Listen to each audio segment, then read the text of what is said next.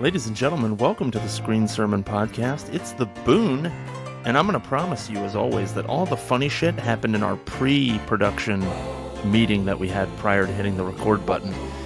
And this week, I'm here with Josh. Hi, Josh. Hey, happy to be back again. And I'm also here... Oh, sorry, I cut you off. I'm fucking sad that I missed the fucking coming soon for February. Well, we all did. And Inky is back as well. Welcome back, Inky. Hey!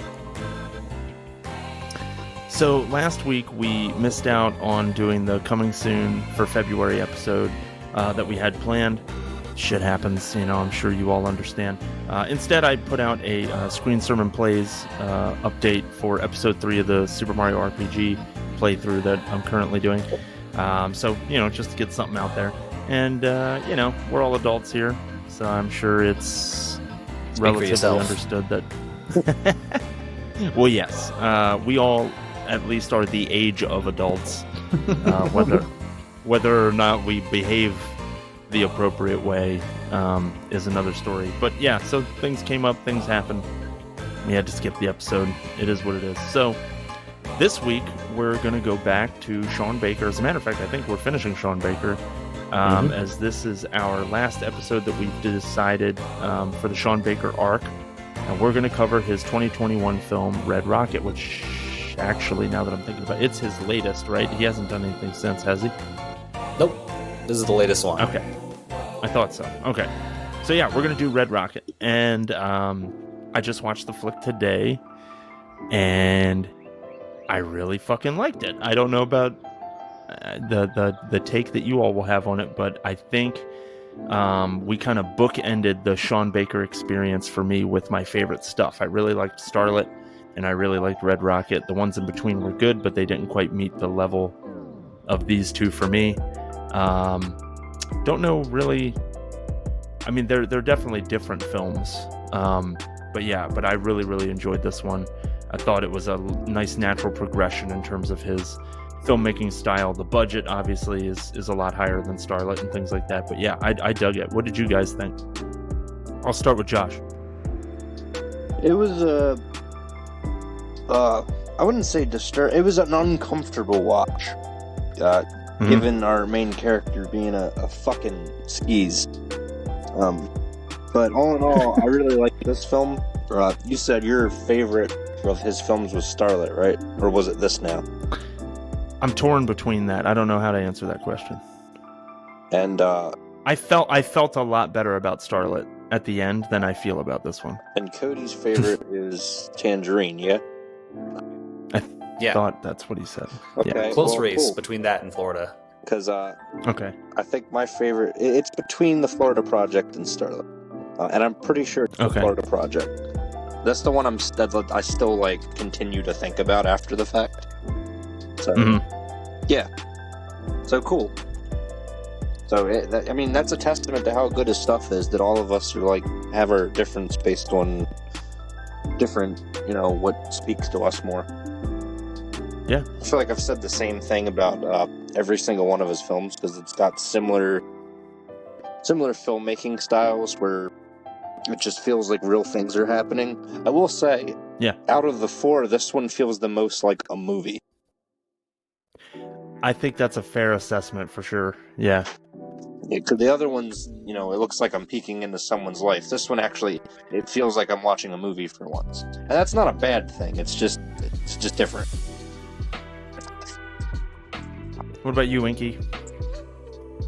Really like this one as well. I mean, there's not a Sean Baker film that I've seen that I don't like.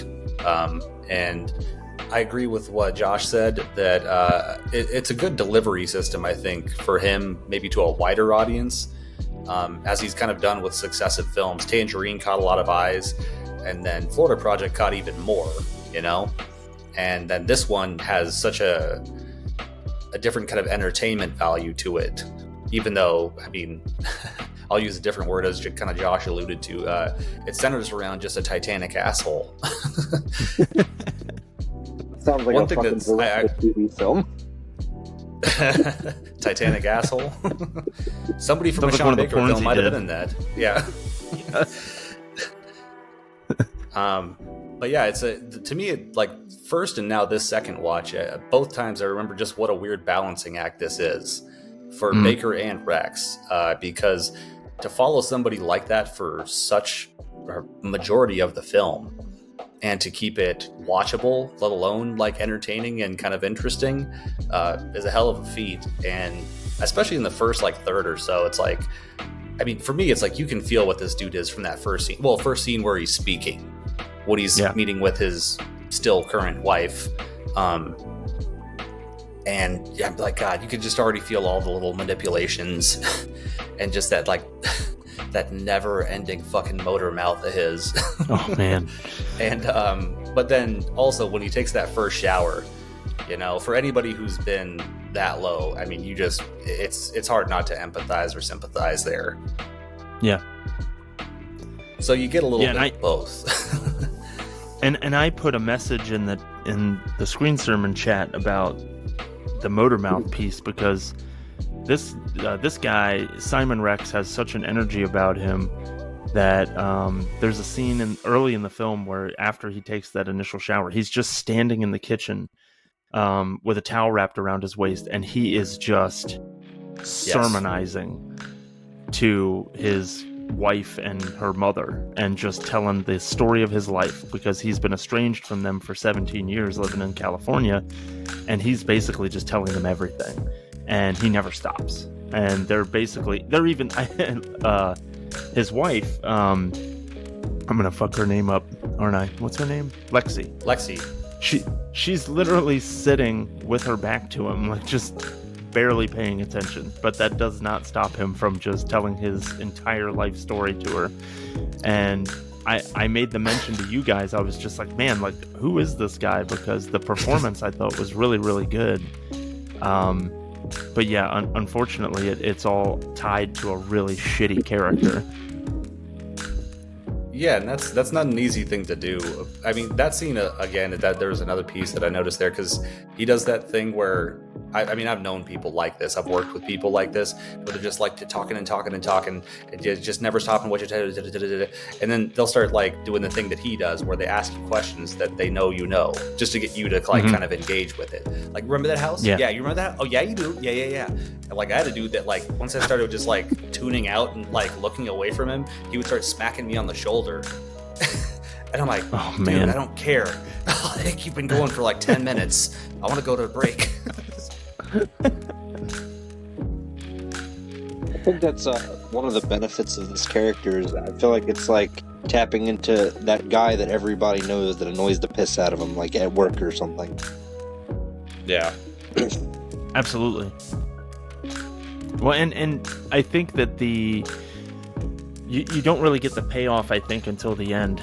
But when Lexi refers to him as a suitcase pimp, and it's like this huge insult to him, you can tell. And I had to look it up, of course, to see what the hell a suitcase pimp is. And it's a term that they use in the adult industry where it's a male performer who effectively latches onto the success of a female performer and just kind of becomes like a leech. It's like, well, my girlfriend is the biggest star in the business, and I'm also a performer. But as I think is pretty well known, like male performers in the adult film industry don't make nearly what the ladies do. And so a suitcase pimp is essentially just somebody who kind of is a hanger-on for a much bigger female star. And so her calling him that, that was this huge affront to him, because he thinks he's hot shit, 3-time AVN award winner and all this other stuff. So but yeah, I mean, it's kind of a great like a great name for him, or a great descriptor of his whole life, because it's not even just about the business. I mean, think about how he uses everyone around him to get the things that he wants, and in return he really gives them nothing except a bunch of smoke that he blows. Yeah, he's just total narcissist, like just used car salesman. I mean, another like when we first see him, he had already been fucked up. Like, we see him and he's already beaten down. Someone already kicked the shit out of him. And it sort of sets up what happens later. At the end. Yeah, very much so. Yep. And he fits I wouldn't call it quite a trope or even an archetype, but it's a character that I have trouble not like engaging with, which is the guy that keeps getting his ass whooped.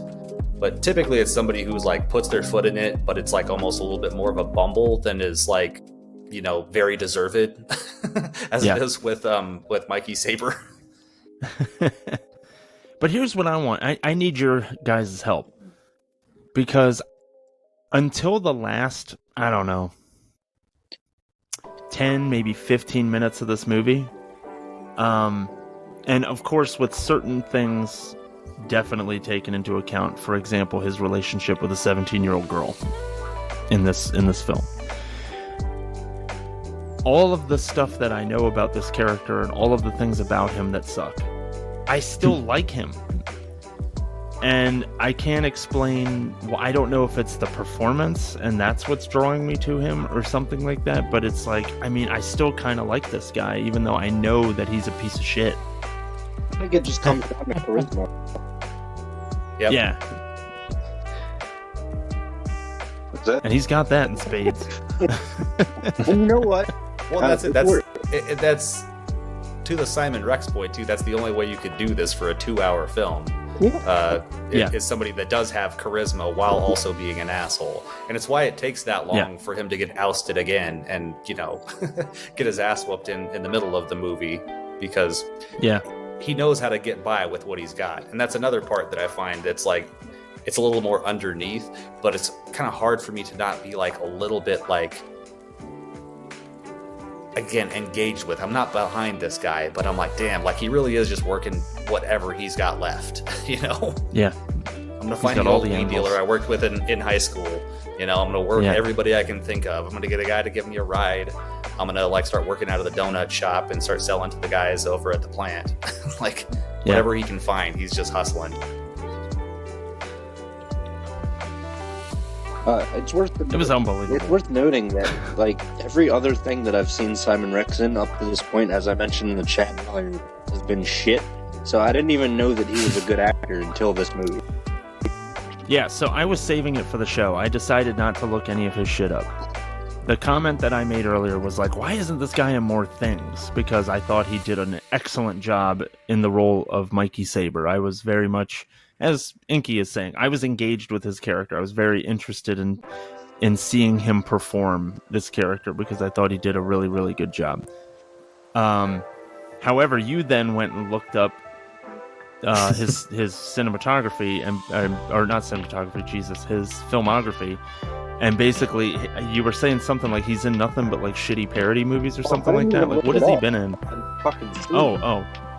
I'm sorry. He was in Scary Movies 3 through 5, aka the bad ones. I have no idea. Superhero movie, and just various other fucking Friedberg Seltzer-esque shitty parody movies.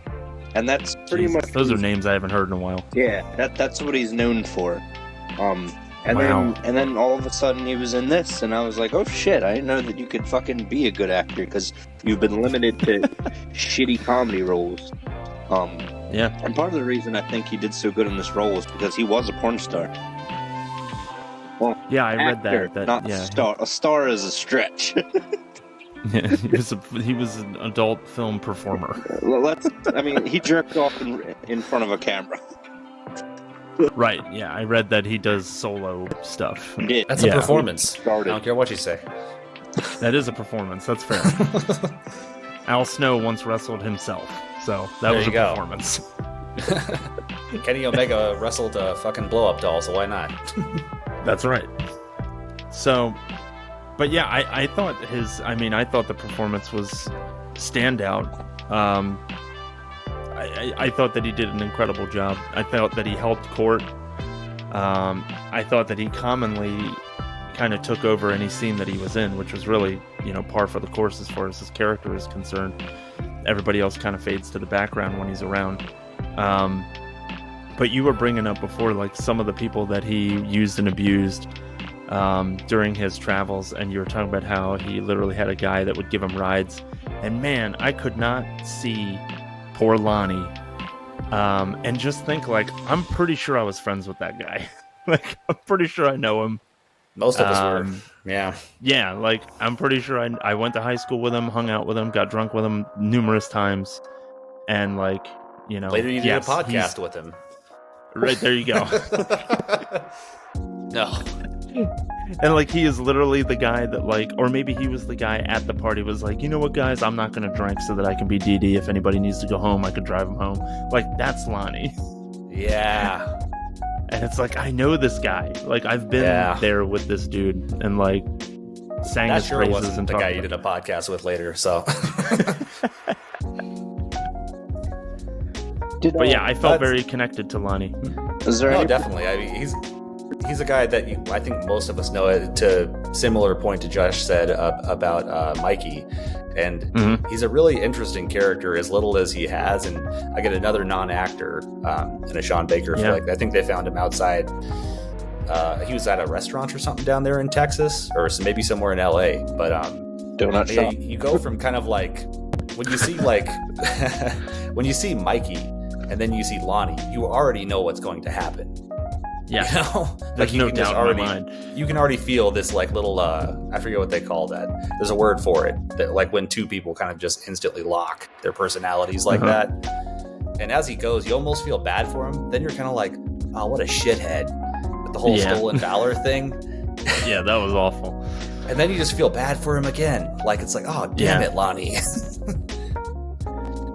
I mean, it's very clear that like maybe, you know, like money is hard for that. Like they're all struggling from a money perspective, and so it sucks that he has to sink to this level of the stolen valor stuff. But inevitably, like it's pretty clear that Lonnie's a decent guy. Like he's a good dude.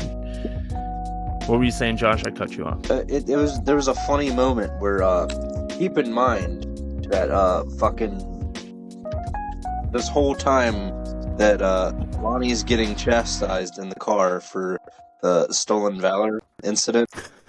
He's like, the fucking fuck's his name? Fuck Mikey. God damn. I'm trying not to call him Simon because I'm fucking used to seeing his fucking little fucking face. The whole time Mikey's chastising him, going, dude, that's not okay. What the fuck? He's actively grooming a 17-year-old. Yes. Yep. Yeah. There's some dark comedy in there. Oh, yeah. A lot. Yeah, I mean, shit. The genre that is listed for this film is dark comedy / drama. For sure. That's fair. And I love the synopsis on Wikipedia. It tells you everything you need to know. It stars Rex as a middle-aged porn star who returns to his rural hometown after many years and begins dating a 17-year-old girl. It gives you nothing else. In a nutshell, it's accurate. Yeah.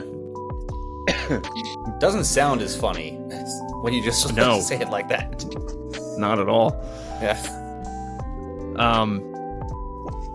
And so, yeah, I mean, it's pertinent that we talk about some other aspects of it, right? So, first of all, Sean Baker stereotype or Sean Baker signature watch.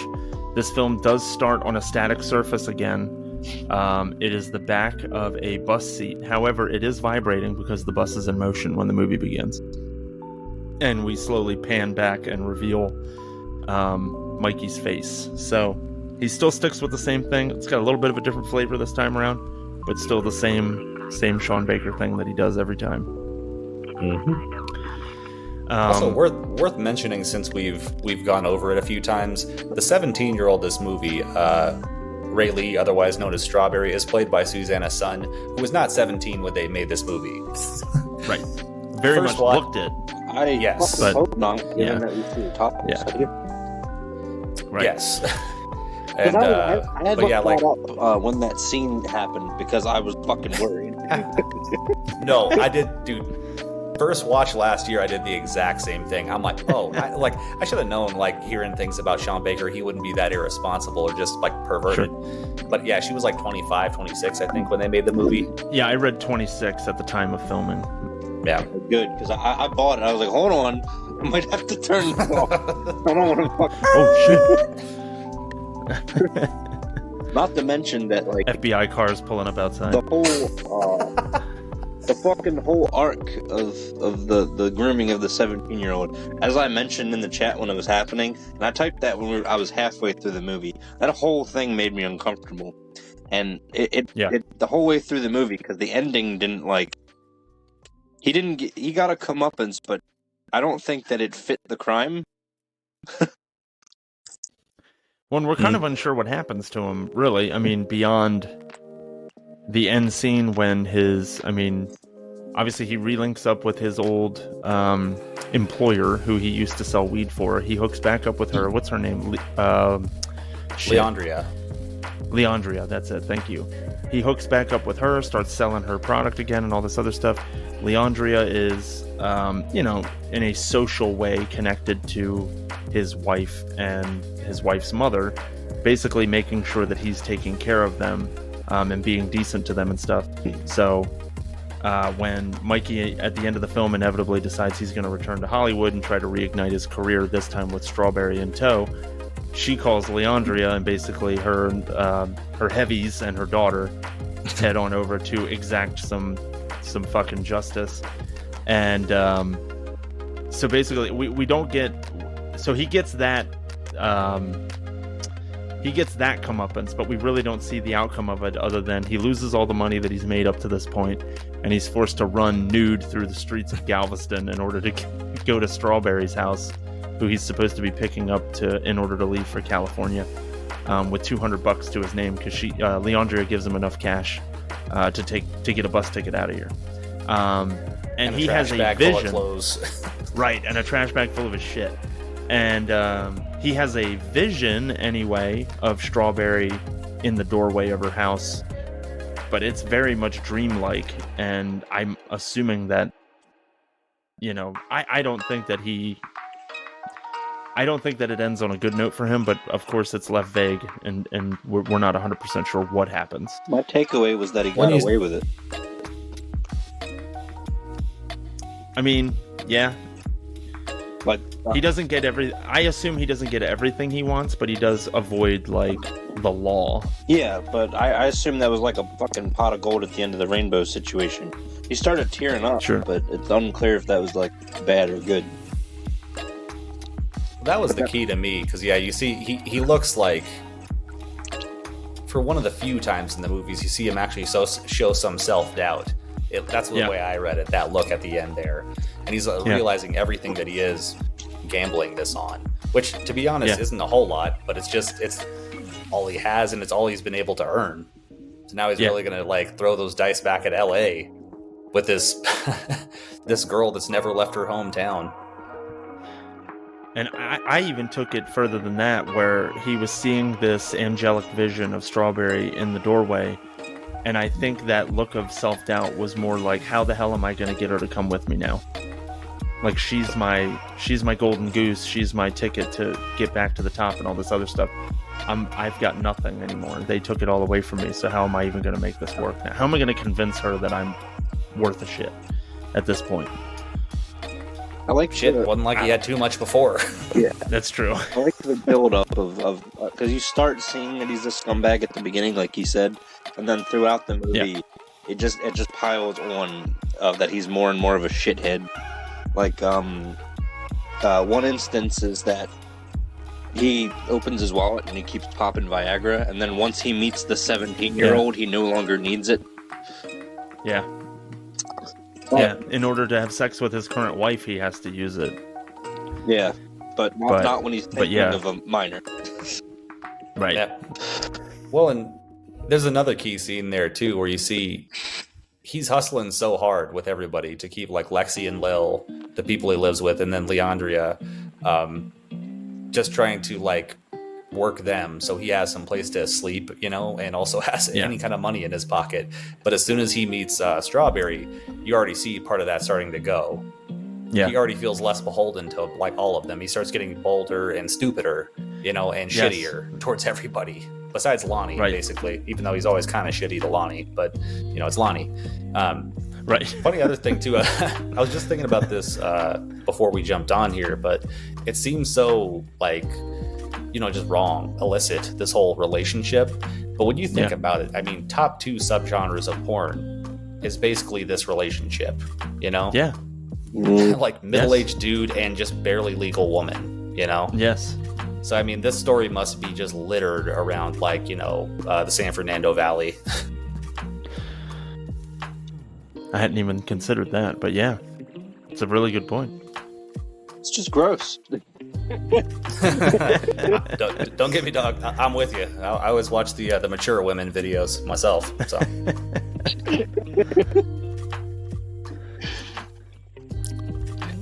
And then I like a woman that's got a 401k. You know? There you go. That fucking always. Not that she's going places. It's that she's already been there. You know. Ooh, I like that. Yeah. It's like almost poetic. And speaking of that, I mean, we can talk now a little bit about Brie Elrod's character as Lexi, who is Mikey's wife that he just kind of left behind. And evidently, I guess she was in the industry too. What I got from that is that she's currently a prostitute because her mom says like she's on doing the Craigslist and doing clients. So I the Craigslist. Yes, I definitely got that too. But yeah, so I did hear that right though, that they effectively went to California together or met in California. They were both in the adult film industry, but she left at some point. He said that she went from doing Roxy's to smoking tar, and that I think was part of her downfall, or maybe a part of her return home to Texas. And you see a short scene later where she's trying to like kind of fill in for her mother's lack of pain medicine with something. You don't see what they're doing, but you assume it's some kind of a opiate. I mean, which is a narcotic. That's right. My go-to reaction was that it was crack. Yeah, I thought they were freebasing. Oh. Or I thought she was freebasing. I don't know if Lexi was doing it, but I thought Lil was freebasing. You know, given that it's Texas and, you know, Sean Baker, I just assumed crack. But they didn't look like like their behavior, nothing made me think crack it. Nah, I didn't get that vibe either. So I don't know. Other than like, and I don't want to be unkind to the actress that plays Lil, Brenda Dice. But she has a stereotypical look of someone who may have been on crack at some time. Honestly, I've met plenty of people that probably just had too much coffee, cigarettes, and whiskey that look like that. No shit. So, honestly, you're 100% right. Because I looked at that woman and I was like, I fucking know this lady. Like, my dad knows this lady. Like, or introduced me to this lady at the bar once or something like that. She seemed very familiar to me, and it's because I've known people that are just like her, I think. So, I mean, it could, and that's not poverty. Yeah, absolutely, sure. Yeah, I'm just an asshole, a piece of shit, and I assume all poor people are on crack, I guess, because I'm so rich. Haven't been a poor person, you should know. I'm too fat to have ever been on crack, for the record. So, yeah. Make that a team. More stereotypes. And then what's that? More stereotypes. I know, it's just fucking one begets the other, you know? The fat crackheads at home are like, hey! You guys are fucking anomalies, like Josh being the dwarf with gigantism over there. That was a bit from the fucking pre-gaming. It wasn't even on the episode. That's right. You get a little pre-pro bonus there. That's the Patreon feature, pre-po bonus. That's right, yeah. There's no tiers. We're just gonna give them to you here and there when we think to. Do you know how I used to do that gimmick where fucking I'd keep changing my name for screen sermons? Yes. No, I can't imagine what you're talking about. I had a really good one, just because I was struggling to take notes because I didn't know what like I figured we'd do just fine having a conversation about the film, but as far as like things to touch on, this feels like this one's gonna happen a lot more organically than the other ones because there's not much to analyze, you know, other than Sean Baker's like film styles, right? So I wrote It would have been my next fucking my next name, but I wrote strip club parking lot truck fucking. Strip club. Wait, I fucked that up. Strip club parking lot truck fucking. Yes, it's my next pick'em name as well. I may have just given you another contender with strip cub. I don't know. I completely missed the L in there. Just a bear taking his jacket off. He's a strip cub. Is that bear old enough to be in here? Jesus. I'd be terrified of a cub. Oh, They're fucking in a truck. like, what are we talking about here? Another bear or a human being? I mean, either way, it would be disturbing. It But would be terrifying. Was it the great outdoors? Jesus. I did want to. I did want to bring up the return of Shi-Ching Su Yes, thank as you. Miss Fan. I had her pulled up to make sure that we didn't forget her this time because she's a very important person in Sean Baker's career.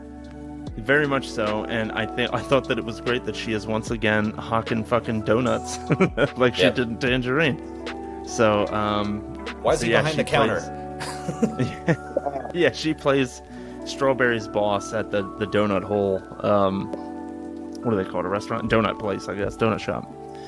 Did you see the fucking What were you saying? Arash cameo, evidently, that there was?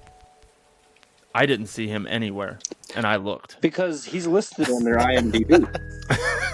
And I was looking. Yeah, it says Karen Kalagoulian as Arash, the same character from Starlight. Fuck. You know what? I know who he's supposed to be. When Mikey calls his like contact in LA and all the seagulls are flying around him and stuff like that, he's telling him about Strawberry. I bet that's him. Oh, because you know what? They mention Melissa's character from Starlet as well, so clearly these films exist in the same universe. Fucking shit. Cinematic universe. Right? Yeah. Well, they name dropped quite a few real porn stars too. Right. Yeah. You hear about Jenna Hayes, Jenna Jameson, Tori Black. There's one I'm forgetting, but you know. I don't want to whole be on my moral high horse. The whole I gang. don't fucking know any of these people. Come play in the muck. I don't want to be in the muck. I'm not a hippo. With the strip cubs and the fat crackheads. Fucking strip cubs. There's your Adderall Damn it, adder Spring for the Sermon week. needs a softball team. The strip cubs. Cubs. I know a guy who can be our Kyle coach. needs to make us a new t-shirt. Silicon Valley fucking strip cubs. Kyle needs to get to work on new t-shirt art for the strip cubs. Dude, I bet it's expensive as shit to make a custom jersey. Oh yeah. I looked into it once. It is really expensive if you only want a couple of them. If you want like 100 of them, it's not too bad. The only people that are gonna buy them are us. So. I know. Fucking strip cubs. I need to start keeping a list of all of our dumb shit we say in these episodes that should be t-shirts, because one day I'll be able to figure out a way to do it.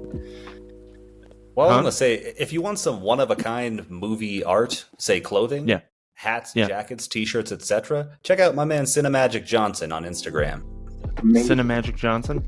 Yeah, that's Cali Josh. Ah. Yeah, he's been making some dope shit lately. Nice. Yeah. I didn't know he made stuff. Yeah, dude, his whole house is full of that shit. So he he must just pull something off the wall and then decide what it's gonna be, you know? Yeah. Like he's putting something in the Coliseum. Cinemagic Johnson. Look him up, folks. Please do. Yeah. We'll put him in the description on the video too. Love Josh. I have been dog-earing all the merch-worthy shit.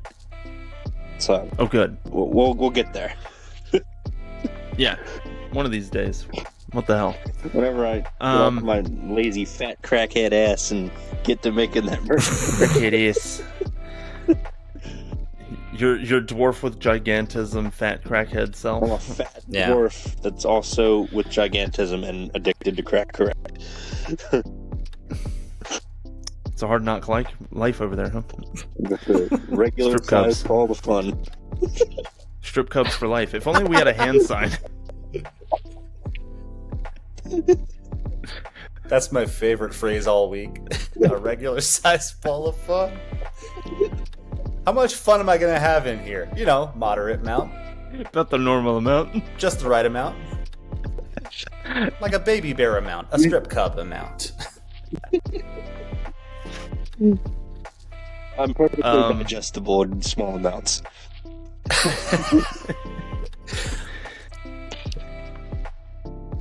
Is that the... Oh, you know what? Sean Baker actually made that definition of the suitcase pimp. Sorry, I was quoting that. I looked up the definition of it. It was just what Sean Baker came up with. A male talent who lives off of female talent in the adult film world. Really? I didn't know that. I could have swore I heard that term before I saw this movie. Okay. I was wondering if you made it up. I don't know. But, oh yeah, back to what we were talking about before. Shih-Ching Tsao, producer on all 4 of the movies we've covered on here that Sean Baker's directed. Also co-wrote and directed Takeout, which we wanted to cover, but were unfortunately not able to. And we couldn't find it. Has apparently directed her own film called Left-Handed Girl that was supposedly out last year. I looked it up earlier, but couldn't find it playing anywhere. Shit. So if you do find it, go support her, because she's been part of a lot of great flicks. And if we ever find it, we'll cover it here. There you go. To support the donut lady. Which one? Takeout or the other one? Or both? Both, really. Yeah. Both, for sure. I wanted to bring up the fact that this is Sean Baker's longest film that we covered. This one actually, he let some time really go with this one. It was also a $1.1 million budget, and it made 2.3 back. So he turned a profit on this one, at least. I mean, because I can't imagine the ad campaign for this was very expensive. And honestly, I'm really curious to hear how much of the money went to NSYNC to use Bye Bye Bye, because it appears in the film 4 times. And I heard what's crazy, and this was... Yes, exactly what I was going to say. That was cited a few different places. That was kind of amazing. Yeah. Knowing what this film was, they were like, sure. Yeah, why not? Because I'm sure they were given some kind of idea of what it was. It's about a dude on this quest to fuck a 17-year-old. Can we use your song? That's right. That's right. Sure, you guys were 17 once. You guys were 17 once and wanted to fuck middle-aged men, right? Guys? No, that was forced upon us. Didn't you hear about that? Remember the fat guy from Making the Band? Yeah, an actual pedophile. The Mickey Mouse Club was fucked up. Yeah. I should look that up, just allegedly, so I don't get sued or something, but that's Super what I allegedly. Heard. Yeah. At the Screen Sermon Podcast, we don't know anything. Just clearly put that up. Nothing. We know nothing.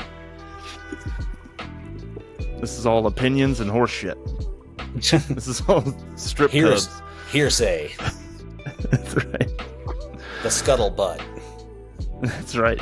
What is that? From fucking Little Mermaid? It's when you have a centipede on your ass. Nice pull.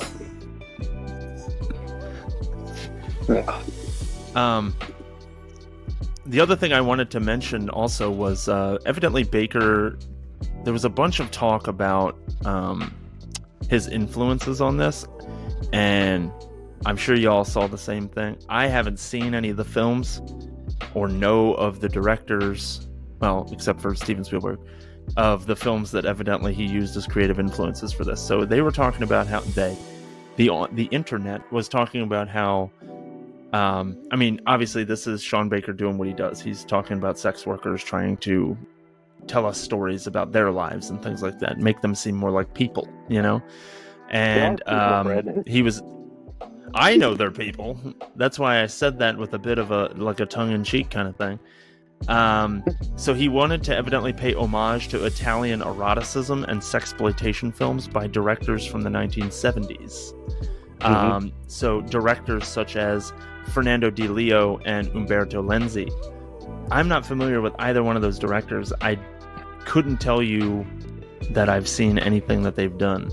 And then he was also talking about how he was inspired by Steven Spielberg's The Sugarland Express for the outdoor scenes specifically, which I'm assuming he's alluding to when they go to the pier, the Galveston Pier. but I don't know. I haven't seen the Sugarland Express, so I'm not sure. Is there any insight that either of you can give me on the topic of the creative influences? I don't know any of I know the things. names. Okay.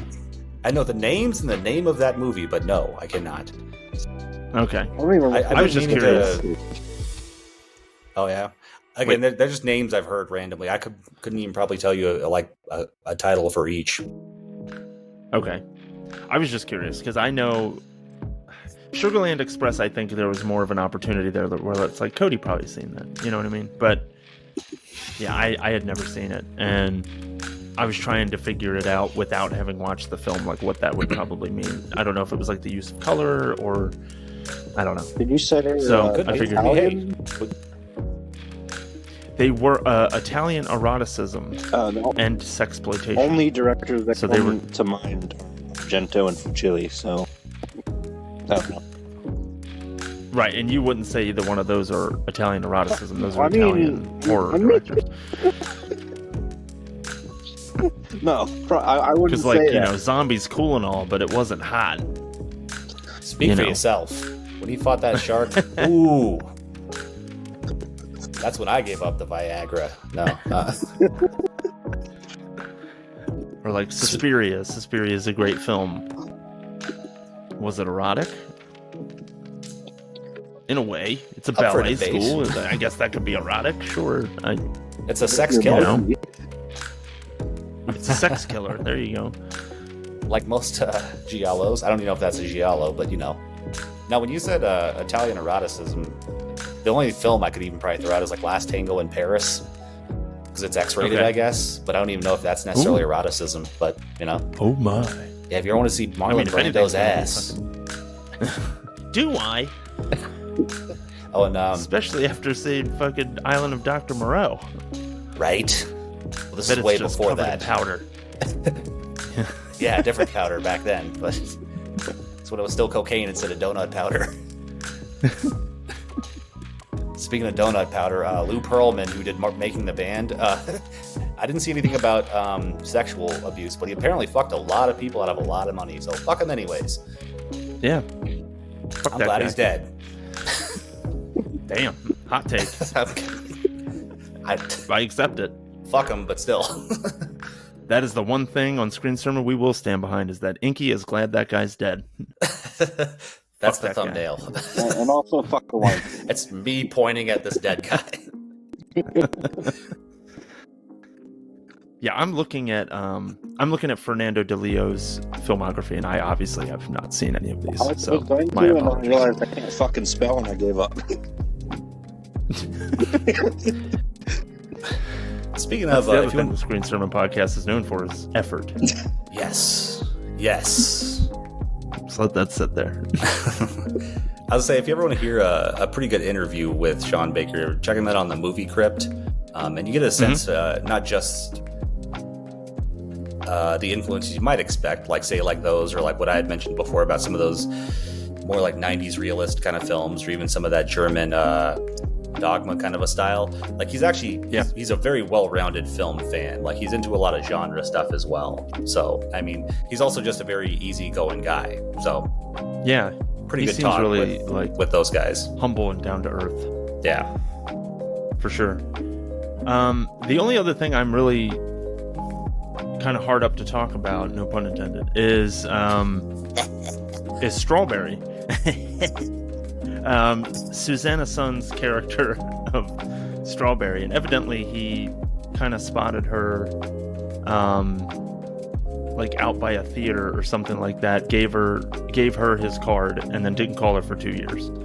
Yes. But there was something about her that he saw, and I mean, she's certainly she's good in this movie. Like we said, her physical look about her, I mean, she looks like a high school kid. And from everything that I've seen, her actual like physical look is actually not really that much like Strawberry. And she hasn't done a ton of things. I mean, I know this is a relatively recent film. It was from a couple years ago, but But yeah, like she's a composer and a musician. She actually does play the piano, which is why they wedged that scene in there where she does a cover of Bye Bye Bye.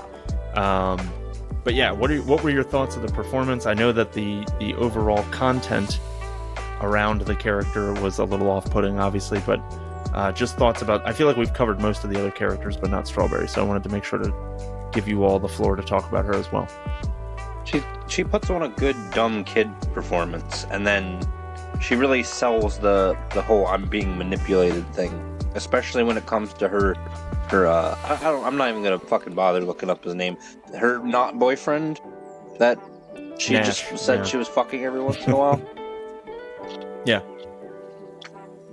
Did I lose you guys? What a couple of scenes I had a completely there. different read.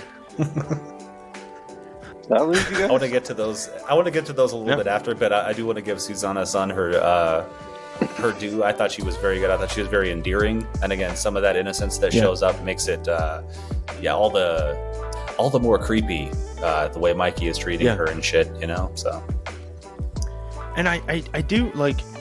I recognize that she has an innocence about her, but she is also very headstrong and like sure of... I mean, she obviously doesn't exactly know what would be best for her, but she knows what she wants, whether that's right or not. So I think there was some angles to the character. She wasn't one-dimensional, dumb high school kid. No. Yeah, no, she was very... Like, the way that Mikey talks to her at the beginning, where he's just, acting innocent as if he's trying to make small talk, and then it goes to friendship, and then, he's like, well, I'll be... What time does it get less busy? Oh, 2? Then I'll be back at 2. There's an escalation there. Yeah. And I think she solved that really well. That scene, too, when they first go to the donut time, or the donut hole, to like kind of celebrate that they got the rent paid and everything, he sees her and he's already ready to leave. He's like, come on, hurry up. Yes. And shit. Then he gets all the way back and he's running the way back and he goes, oh shit, I gotta leave again. And he goes straight back. It's like this, like hooks him line and sinker. And speaking of the way that they interact too, I thank you for bringing that up, Boone, because I don't feel like Rayleigh or Strawberry is really that as taken by Mikey as you might suspect. I mean, it's arguable she might be using him later on. Like once they get to California, she may just leave him for an actual 20-something guy. And, absolutely, I saw that too. Also important. At least 80% of Mikey is still 17. Yes. Yeah. No, not at all. No. It makes it doesn't even creepier, but. But yeah, I don't think that he has the emotional IQ to have gotten beyond that level. And so he's perpetually stuck in teenage mode. Yep. And I think the only level of him that is starting to age at a natural rate is his dick, which is why he needs to take medicine in order to make it work sometimes. He's fucking cockfighting. Oh my god, it's unbelievable. I posted it in the chat, and look, I don't mean to be a dickhead, okay? Because I understand that there's lots of female nudity in films, and I don't say anything or I don't bat an eye, but then as soon as they do a fucking unnecessary close-up of a dude's dick while he's running down the street, I had to say something, because I think part of it was because he was running, so there was something about the movement of it that I really just didn't need. It's like a goddamn cuckoo clock at the bottom of it. A cuckoo clock, yeah. Cuckoo clock. No, honestly, what do they call? Sorry, go ahead. What do they call the bottom of a fucking clock that swings back and forth? Pendulum? There's got to be a word for it. Is it a Glockenspiel? pendulum? Oh, is that what it is? I think a Glockenspiel is a name for those types of clocks. It's both. Oh, is it? Yeah. Because I played a Glockenspiel when I was very young. So nice. I learned something new today. So anyway, yes, it reminded me of that, like one of those Felix the Cat clocks. Oh yeah, with the tail. Yeah. Yeah. It was a prosthetic. Tail. You were curious. It was. Oh, was it? Oh, yes. Now I'm disappointed. Simon Rex was really sad that he didn't get to keep it. I just thought Rex was just a very appropriate last name for this man. I mean, that may. I assumed since he had done porn before, so. Exactly. Yep, I thought the same. Yeah, I don't know. I didn't do further research. All I know is that was the prosthetic, and then I saw him doing interviews where he was like, "Yeah, they wouldn't let me take it home." They cut his dick off. Makes you wonder about Boogie Nights too. Like, who got to keep that cock? Oh yeah, Dick and Boogie Nights. There is a dick. There's a dick. I don't like the way you say it. Why do I love the way you said that? That's a definite Josh must see. Honestly, like, you gotta watch that movie, my bro. The movie's incredible. It's so good. I'll say I popped both times I watched this one and that shot happened because, like you said, it's not even like it cuts away. It literally pans down. Like, just to show you. And to me, it was almost like calling up the audience, or parts of the audience, because you figure, like, this guy does porn. I wonder what his dick looks like, you know? And he's like, here it is. Anyways, back to the story. They allude to the fact that he's got a huge dick throughout the movie anyway. Yeah. Oh, sure. Strawberry calls him Blast and all that shit. Yep. Yeah. Anyway, speaking of other huge dicks, no, I'm kidding. I didn't know how else to transition, but the two Nash scenes, like, just popped me so hard. Like, when he comes out, and I honestly thought it was going to be shorter, that whole, like, interaction, or I thought there was only going to be one. Because the first time when he calls him out to the truck, and he's literally saying, like, dude, Google me. I was like, Nash is just going to whoop his ass in the street, isn't he? Because I bet Mikey is one of those dudes who talks a good game and can't fight worth shit. And sure enough. Yeah. And then later, of course. Yeah, we've gotten nothing but evidence of that for sure. Yeah. And later, I mean, it's even funnier that he has his parents come down to fight him. So they both are just beta boys. Yeah, you'd think you'd bring your boys or something like that, man, you know? But nah, not my folks. Yeah, my mom and dad are here to whip your ass. When I was looking at the Letterboxd reviews for this, after I saw and fucking rated it on there, my favorite one was this reminds. It's compared it to a feature-length Grand Theft Auto cutscene. That's funny. That's good. Also, there was someone fucking saying this shit, like there was stuff to do about the 2016 election, and I didn't pick up on that at all. That's littered I saw through it on the TV. Yeah. You keep seeing Trump doing speeches and a few other little reports on it. Yeah, it's weird how it's kind of peppered in there. Is it like a fucking men being dicks situation? Because I feel like that's a stretch. I mean, it does kind of check out. Yeah. I mean, like, Mikey and Trump have a few things in common, like their mouths, but, you know. Not their dick. No, apparently not. Their dick. No. Unless you talk to Donald, I'm sure he would say, like, huge. Didn't he say that he was, like, fucking 215 or something, weight-wise? He said he was 215 pounds. 6'2", 215 or something like that. Ain't no fucking way. I guess the older you get, you're still a little lighter, you know? It doesn't quite... It's filled with helium. You just don't have the same mass. He's making Thanksgiving Day parade pollute, they're gonna away.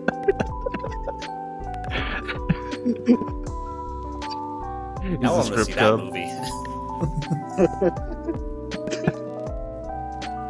Directed by Sean Baker. Oh, actually, I just fucking... We were talking about Strawberry. There was a scene towards, like, the end where when Mikey goes to her house and he goes in her bedroom and everything, like, the fucking... Her bedroom's very childlike, so he's like, oh, it's pink. And I feel like that there's, like, a second where he's like, the fuck am I doing? This is a kid. Before he jumps back into being like, fuck it.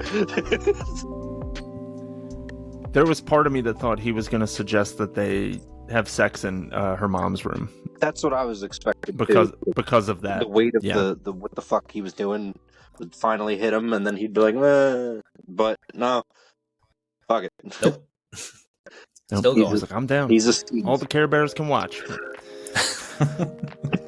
Fuck it. All the fucking the Cubs. They're all strip Cubs anyway. Every last one of them. Well, we know what's going on the fucking thumb for this video. They're dirtier than what we're doing. Jesus. Fucking regular sized ball of fun. That's also a future name for something else. Great. Looking forward to it. Having to type it out every time I'm fucking doing something. Just but guys, just I want to the leave the clipboard floor so you open can just for keep... something I may have missed. Okay. Yeah, there you go. Copy and paste. Yeah, just quick Command V and it's there. No, you gotta type I wanted to make sure to open the floor up because I've covered like my main things that I wanted to make sure that we talked about, but I'm sure there's numerous other things that I'm forgetting or, that I missed. Like the election thing, that was a good one. I didn't make any connection about. I just thought it was what was currently going on at the time, so it was on the TV. To give credit to where it's due, I saw other people saying that. I didn't personally pick up on that at all. Okay. I tried to make it work in my head because I saw it, but even then, it feels like a stretch to me. Yeah, I'm just not that good at watching movies. I mean, I'm not that good at it. I guess one more Especially quick thing. This one was shot 16 mil. I would have sworn it was either 32 or possibly some kind of a digital camera. Because I remember first watching this, I'm like, man, this might be his best looking movie so far. I mean, they've progressively gotten It's better. very nice. Yeah, and you did 32 for Florida Project. I still say this one has just a slightly prettier look to it. And again, some of it could just also be like what's being captured. I mean, you get all that nice like moisture because it's South Texas coast and all that. Yeah. A lot of great shots in there too. Like I know it reminds me of places I've been. You know what I mean? Like just like the tiny rows of houses and all that kind of stuff, and the fences and just like random shit in the yards. It reminded me of quite a few Very places familiar. I've been. Yeah. Absolutely. Oh, I did want to mention one thing. There was a scene that I thought they were going to extrapolate on a little bit more. During the second act, after stuff has kind of been going on for a little bit, it definitely seemed like Lexi was hitting on Lonnie. And I thought that it was more oriented around just her trying to get some information out of him, but I thought that was going to advance more. I thought more was going to come from that. Like either Lonnie makes a move on Lexi that she obviously, had never had an intention of sleeping with him or anything. And they're also having a discussion when they're lifting weights, and Mikey's talking about how he figured out that Lexi was into the idea of having a threesome. And I thought that was going to end up getting involved too, where Lonnie was going to suggest they have a threesome or something like that. And then that never happens. That never pays off in any way. But they have this one conversation, him and Lexi by the fence. And then it's seemingly just Lexi kind of flirting with him to try to get info about what Mikey's been doing. And then that's it. Like they never touch on it ever again. I figured she was going to fuck him to try to make Mikey jealous. Yeah, like I had a sense about that too. Yeah. Yeah, turns out it was just that. I know. Even the second time here, I was kind of like, "Oh shit, maybe I forgot about this," and I'm like, "Nope." Yeah. Nope. Just trying to see where he's been. To me, it seemed like a scene that could easily have been cut for time, but they just left it in.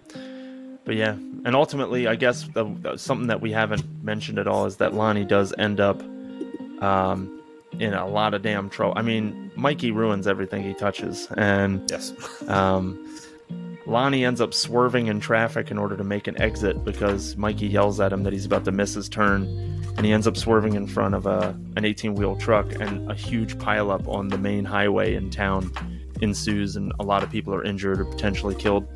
And I mean, at that point, once they get through that alive, the outcome of that is Mikey basically telling Lonnie, like, you don't know me, like, say it back to me. This was all you're the one that made that turn and all this other shit. And Lonnie ends up holding up his end of the bargain, never mentions Mikey's name when, like, he's giving his statement to his lawyer, his attorney, and all this other stuff, just still stays true to him to the end. And I just felt so gutted on Lonnie's behalf of just like, Jesus, you're really going to take responsibility for this whole thing just because this dude that you respect in a really weird way tells you to. It sucks. Yeah, and you hear the words that he says too, like on the news, like you don't hear it from him, and you're almost like, wow, damn.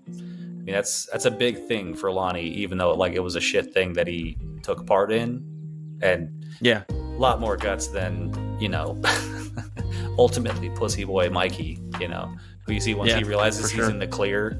That's a weird scene too. Actually, I'm glad you brought that up, because he gets so quiet and so tense, and you're almost wondering like if he's actually coming to terms with, oh fuck, I fucked up. You know what I mean? He's actually having some kind of guilt or reflection, and you realize no, he was just worried.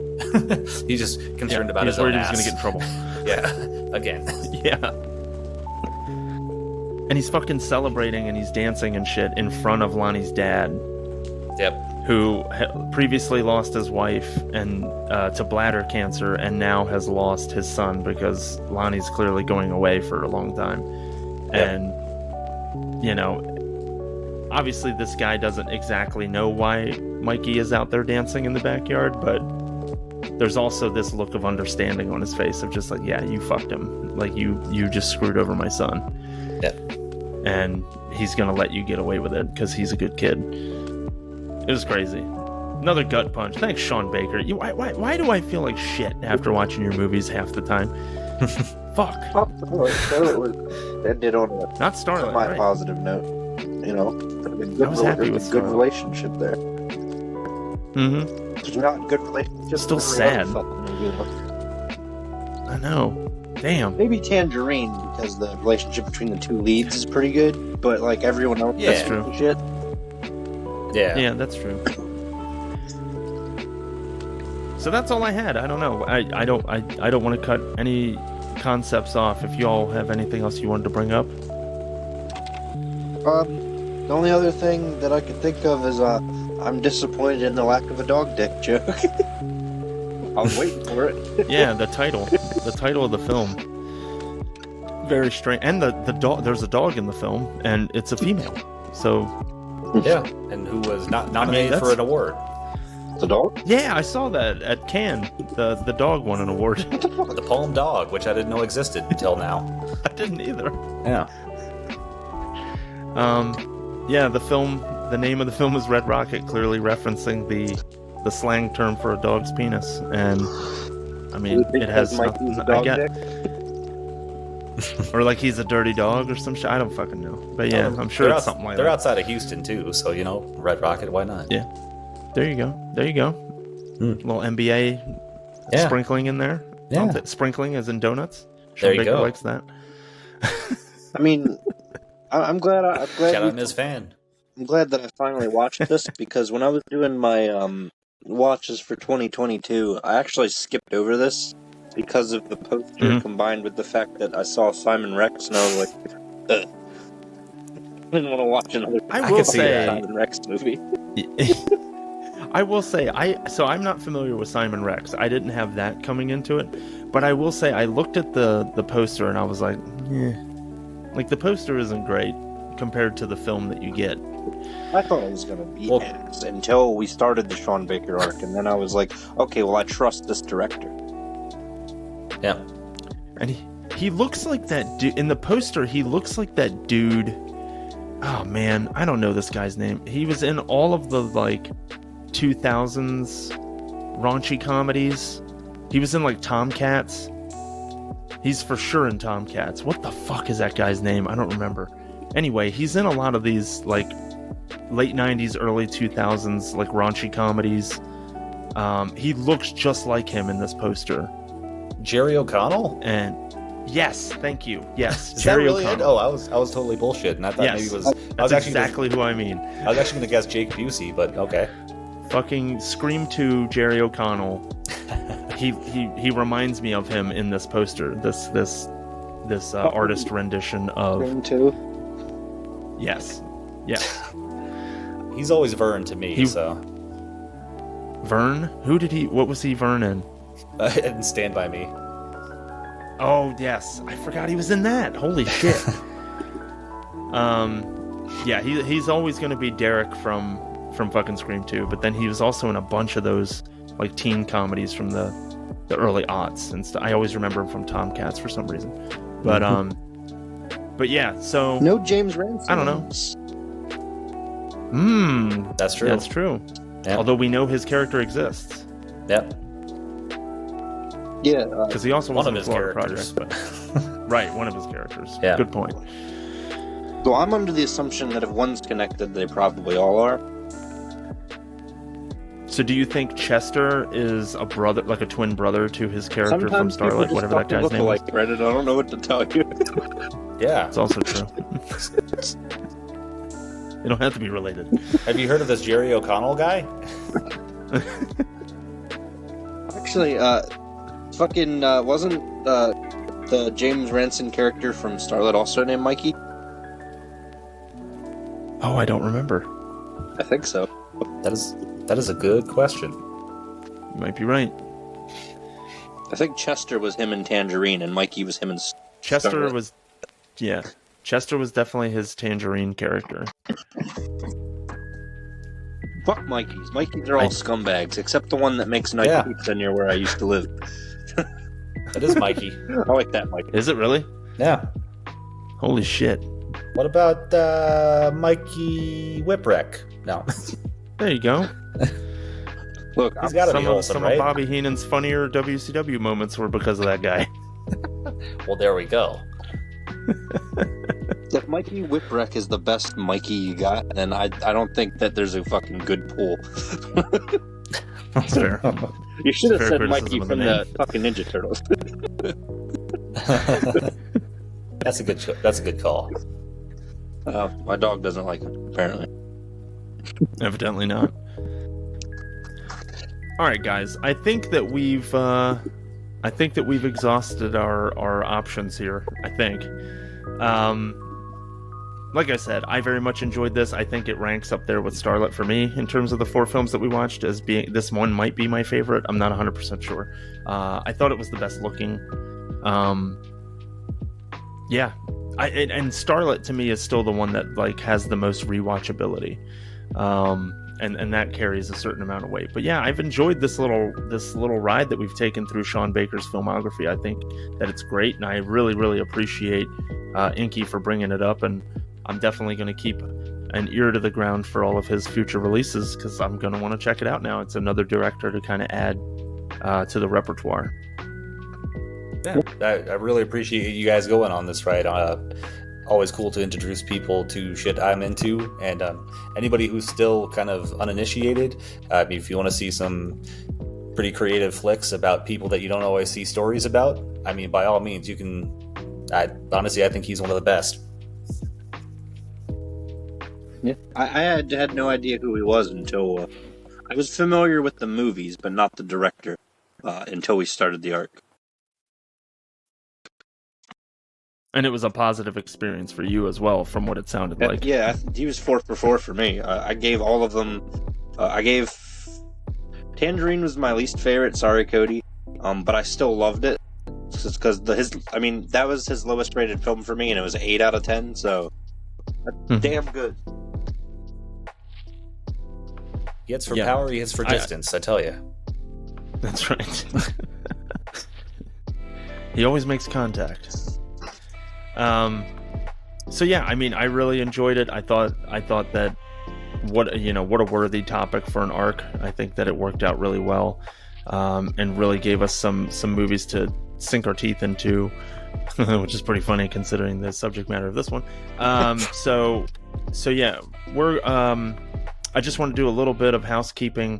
A lot of stuff going on in my life personally, so there may be times that come up here and there where we do need to just kind of skip a week, and I'm gonna do my best. We're just gonna adjust the calendar as it goes. Obviously, like the coming soon episodes are the only ones that it would really hurt to try to push later into the month, just because the topics don't become as relevant anymore. But I mean, all of the other things related to like arcs and stuff like that, we can just push it to another week, and things like that. So I do ask you all, including the boys here on the call, to just be flexible with me, which I know you will be. And then on those weeks when that happens, I'll try to throw an extra screen sermon plays video up or something like that as I continue to do those. And we just appreciate everybody being along for the ride with us.